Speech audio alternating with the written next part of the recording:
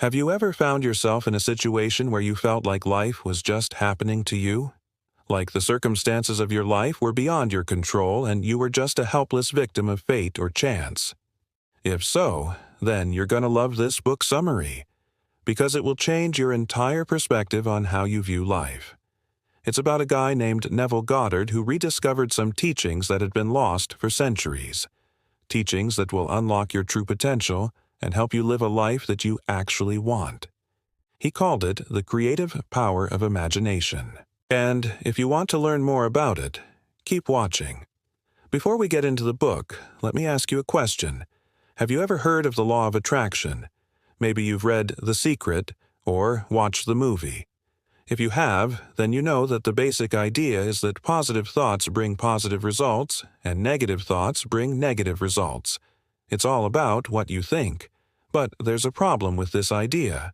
See, when Neville was studying the ancient mystical texts, he realized that the law of attraction is just a small part of a much bigger and deeper truth. A truth that had been forgotten by most people, even though it had been known for thousands of years. He called this truth the creative power of imagination. Now you might be thinking, imagination? What does that mean? How can my imagination be creative? Well, according to Neville, our imagination is the link between our conscious mind and our subconscious mind. It's through our imagination that we can plant ideas, emotions, and beliefs into our subconscious, which will then manifest in our physical reality. Basically, it's like a translator that turns our conscious thoughts into actions and results. Here's an example. Let's say you have a fear of public speaking. That fear is stored in your subconscious mind, and every time you have to speak in public, that fear comes up and makes you feel anxious and nervous. But what if you could use your imagination to reprogram your subconscious mind? What if you could imagine yourself as a confident and charismatic speaker who commands the attention of the audience?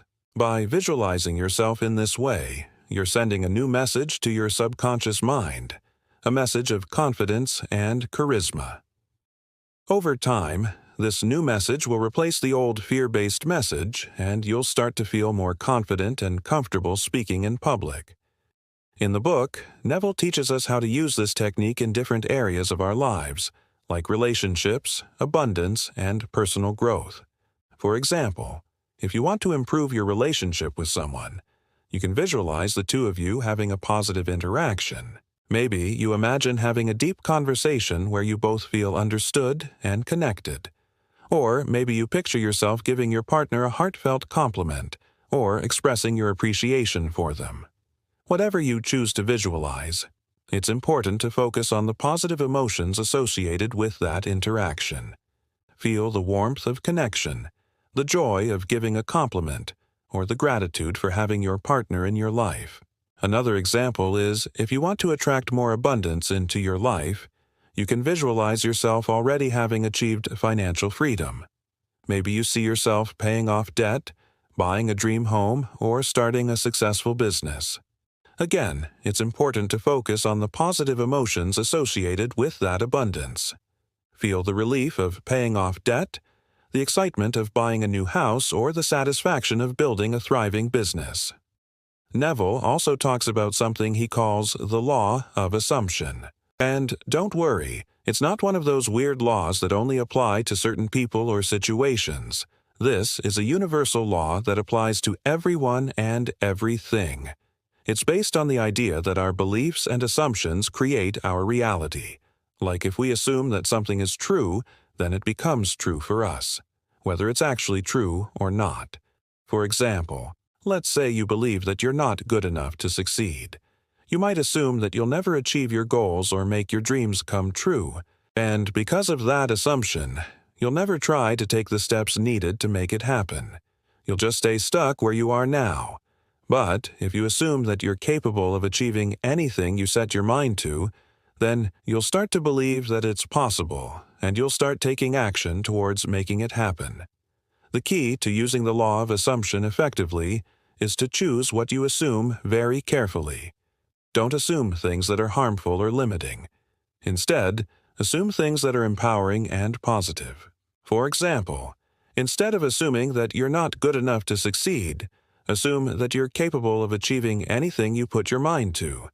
Instead of assuming that you'll never have enough money, assume that abundance flows easily and effortlessly into your life. One of the most interesting things about Neville's teachings is his concept of the imaginary rehearsal. Basically, he says that everything that happens in our physical reality first happens in our imagination. In other words, our imagination is the birthplace of our reality. For example, let's say you meet someone and you feel an instant connection with them. You have a great conversation and exchange numbers. Later that night, you start fantasizing about what it would be like to date them. You imagine going on romantic dates, sharing intimate moments, and building a deep connection with them. All these fantasies create a powerful emotional state within you, and you find yourself longing for that person and the potential relationship you could have. As a result, you find yourself constantly thinking about them and analyzing every little detail of your interactions with them. Now, let's fast forward a few weeks. You and that person are now in a committed relationship, and you find yourselves constantly fighting and arguing. The connection you once felt has disappeared, and you can't remember the last time you felt that same level of passion and excitement. You start to wonder what went wrong and why things didn't work out. Well, here's the thing. The seeds of that relationship's failure were actually planted long before the arguments and fights started. In fact, they were planted the moment you started fantasizing about that person. See, when you created those fantasies in your imagination, you also created an emotional attachment to them. And that attachment led to a subconscious expectation that your relationship would always be filled with passion and excitement. When that didn't happen, you were left feeling disappointed and frustrated. So, what's the solution? Well, Neville suggests that we need to be more mindful of what we create in our imaginations. We can't just daydream about the positive aspects of a relationship and ignore the potential challenges. Instead, we need to create a balanced and realistic vision of our ideal relationship, one that includes both the positive and negative aspects. Only then can we truly be prepared for what lies ahead and create lasting, fulfilling relationships. Another really cool thing that Neville talks about is something he calls the law of vibration. It's basically the idea that everything in the universe is constantly vibrating, and that vibration determines what kind of energy we attract into our lives.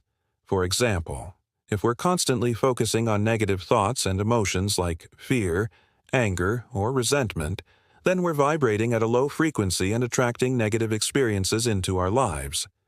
On the other hand, if we focus on positive thoughts and emotions like love, joy, and gratitude, then we're vibrating at a high frequency and attracting positive experiences.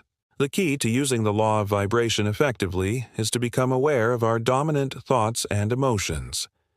If we notice that we're focusing on negative thoughts, we need to consciously shift our attention to positive thoughts. We can do this through practices like meditation, affirmations, or simply being mindful of our thoughts throughout the day. By understanding and harnessing the laws that govern our reality, we can take control of our lives and create the kind of life that we actually want to live. It's not about wishful thinking or just hoping for the best. It's about taking conscious action towards creating the reality that we desire. If you enjoyed this video and want to dive deeper into the teachings of Neville Goddard, check out this video on 3 mind-blowing Neville Goddard quotes that will change your perspective. Thanks for watching.